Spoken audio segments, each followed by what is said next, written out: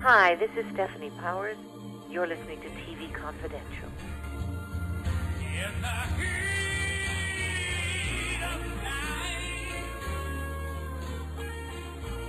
Ed Robertson along with her guest Denise Nicholas. Denise Nicholas, the Golden Globe nominated actress known for her starring roles in Room 222 and In the Heat of the Night, and an accomplished writer whose acclaimed novel Freshwater Road was recognized by Newsday as the best work of fiction ever done on the civil rights movement. Denise's memoir Finding Home is available wherever books are sold through Agate Publishing. Pulitzer Prize winner Leonard Pitts Jr.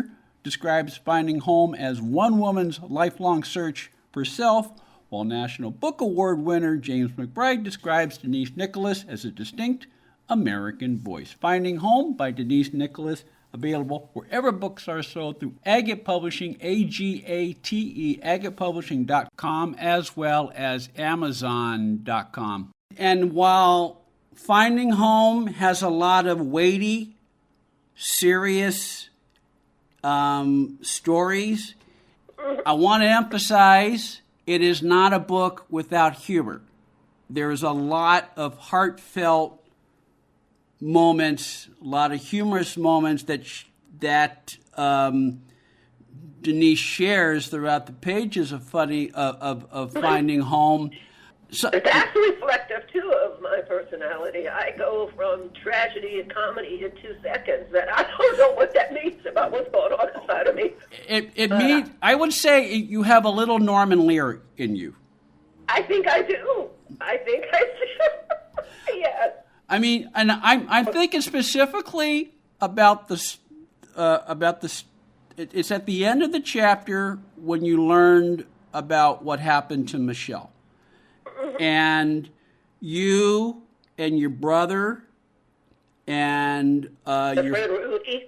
Yes, and Chris decided to go to Chicago to go through her apartment to see if there are any clues to what happened. And your dad, and your dad, who's one of the, your dad was a character in real life. He's definitely a character in Finding Home. He suggests you bring a gun because he being of the streets, Yes. knows that just be careful where you're going into, and even though you're talking about this very serious moment, this life-altering moment for all three of you, That antique clanking gun. Yes. It kind of, at least for me. I said we could kill ourselves with this thing. It's so old. Yeah, and for me, as a reader, it kind of was your way of saying, okay, it's time to breathe. It's time to exhale. Yes. It's there's so anyway. You have a lot. You have a little bit of Norman Lear in you because there are a lot of moments like that throughout the. But my favorite TV show of all time is 2.5 Men. I love it so much because it makes me laugh. And I was watching it. I never watched it when it was in its first run. Mm-hmm. I discovered it as just a couple of years ago. And I started watching all the reruns. I said, "What is this show? It's so hysterical." It was hysterical. Everybody in the show was so good, and the writing was incredibly good. And I said, this show is just, and I love comedy. Mm-hmm. I love comedy. I mean, the best thing I ever did from my point of view as an actor was a small role in Let's Do It Again with Sidney and Bill Cosby. And when I had on a blonde wig and a towel mate that gave me some big boobs, and I was there in that scene. And I'm telling you, when I went to the screening and people saw me dudied up with that big blonde wig and some high-heel boots that I couldn't walk in, they were falling off their chairs laughing. That's who I really am. I mean, I love comedy. Yeah. Love comedy. And this is apropos of nothing, but a day or so ago, as I took a break from reading Finding Home, and someone posted the pilot of Baby I'm Back on YouTube. I watched the pilot. That made me laugh out loud. Good. Oh, good. So when something makes you laugh out loud, even something that was done a long time ago, that means, funny is funny, That's great. That's great. Yeah.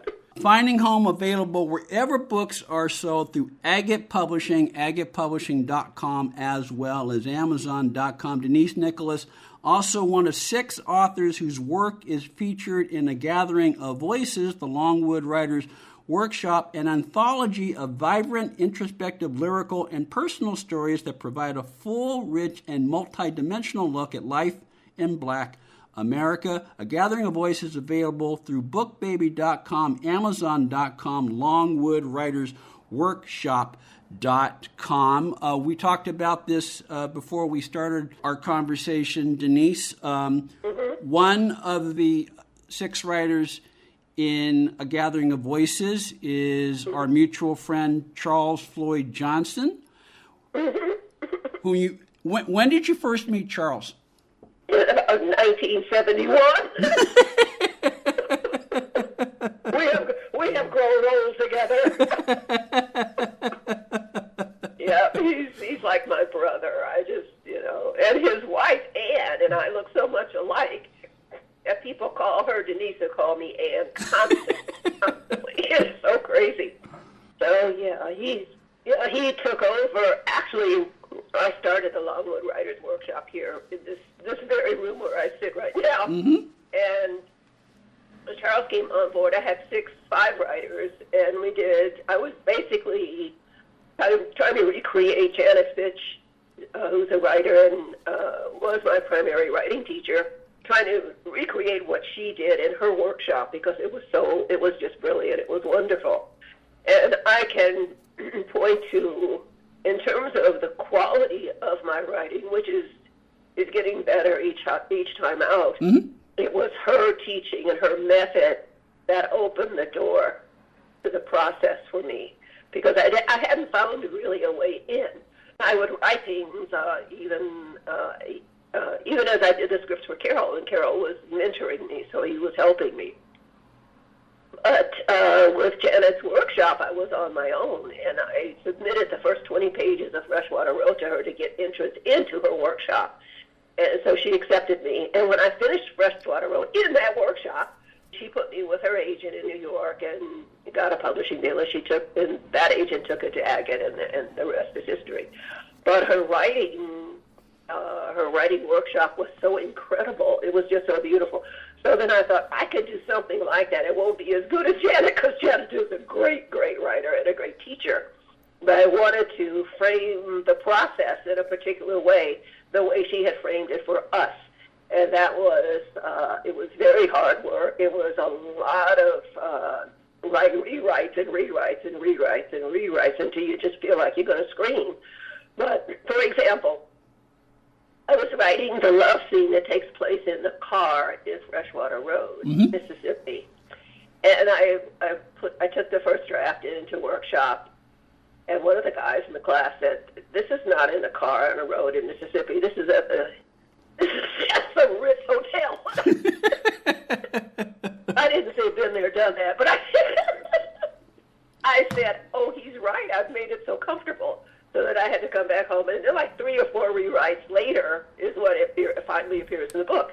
So when I started the Longwood Writers Workshop, that was one of the key things. Writing is rewriting, it is rewriting, it is rewriting, and you write it until your fingers fall off, but you get it, you don't stop until you get it right. So that was what I was trying to give to the writers who came to my workshop table. And then when I got when Agate called me about doing the memoir, I was running this workshop, so I said to Charles, "You take over the workshop because I got to write the book." That's what we did. He really took over the workshop and got all the pieces finished, and he basically managed the production of the anthology. That anthology being A Gathering of Voices, available through bookbaby.com, amazon.com, Longwood Writers Workshop.com. Finding Home by Denise Nicholas, available wherever books are sold, agatepublishing.com, as well as amazon.com. One of my favorite lines in Finding Home, I think this is a Janet Fitchism, but I'm going to make it a Deniseism. Writing is about keeping all the balls in the air at the same time. That was what she said, and she was so right. She is so right. Yep.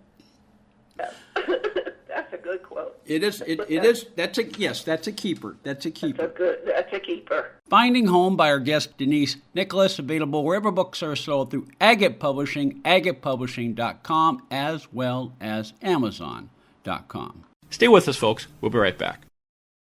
This portion of TV Confidential is brought to us by our friends at Front Porch Realty, the community of realtors in the Northern Bay Area of California that is committed to finding the solution that is best for their clients. Whether you're a first-time home buyer or looking to sell or lease your property in Northern California, call Karen Strain at 415-886-7411 or visit frontporchrealtygroup.com for more information on how they can help you. Ed Robertson, thanking you for listening to the TV Confidential podcast. If you like what you hear, please hit the subscribe button so that you won't miss our next episode. Hi, this is Mariette Hartley, and you are listening to TV Confidential. Billy, there's some men here who want to talk to you about interest and dividends. Fellas, these men are from New Orleans. They represent a brokerage firm. The strong-arm brokerage firm of New Orleans. We've mentioned Carroll O'Connor a few times in our conversation. When did you first meet him? Because I know you worked together for several years on In the Heat of the Night, but... I met him. Actually, I joined a women's organization out here back in the 70s called Neighbors of Watt. It was a lot of very wealthy, primarily white women who wanted to do child care centers in South Central Los Angeles. So I joined that group, and Carol's wife, Nancy, was a part of that group. So I got to know her, and then through that I got to know him. And I talk about it in the book quite a bit because they were just so gracious and kind to me and others. They love people. So I was out to their beach house quite a bit. As often as I could get my butt out there, that's where I was. Mm-hmm. It was great. It was great. But yes, I'd known Carol, not in the working situation at first, only socially, but then eventually, within the heat of the night, it became the workplace as well. And the fact that he recognized that you had a writer in you and took the time to help bring that writer out. He did. And, he was also a book writer. Carol, he wasn't just a script writer and an actor. He wrote a book. He wrote a memoir, and he also wrote a theater piece that I went up to San Francisco to see some years ago. He was so much more as a human being, intellectually, and in terms of understanding the country, in terms of understanding history. He was a sponge. He understood the world in which we live. You've written for the stage, you've written for the screen, you've written long-form fiction, you've written short-form fiction, and now you've written a nonfiction book. Do you find one form harder to write than the other, or do they all have their own challenges and rewards? Well, I think they all do have their own challenges, but I do think literary fiction is my favorite. I think writing the memoir, because I had to open up my own personal, deeply personal self, was very difficult. I could take all of that energy, all of those character points, and give them to a fictional character and not have the same anxiety. So, but for me, I am generally speaking, a quiet person, and I kind of stay at the edge of all groups. I don't get in the middle, because I want to look, I want to see. And so, yeah, I don't even know what I'm talking about. Do you know what I'm talking about? We're talking about how all forms of writing, fiction, nonfiction, screenwriting, they all have their challenges. Yes. And they all have their rewards. And yes.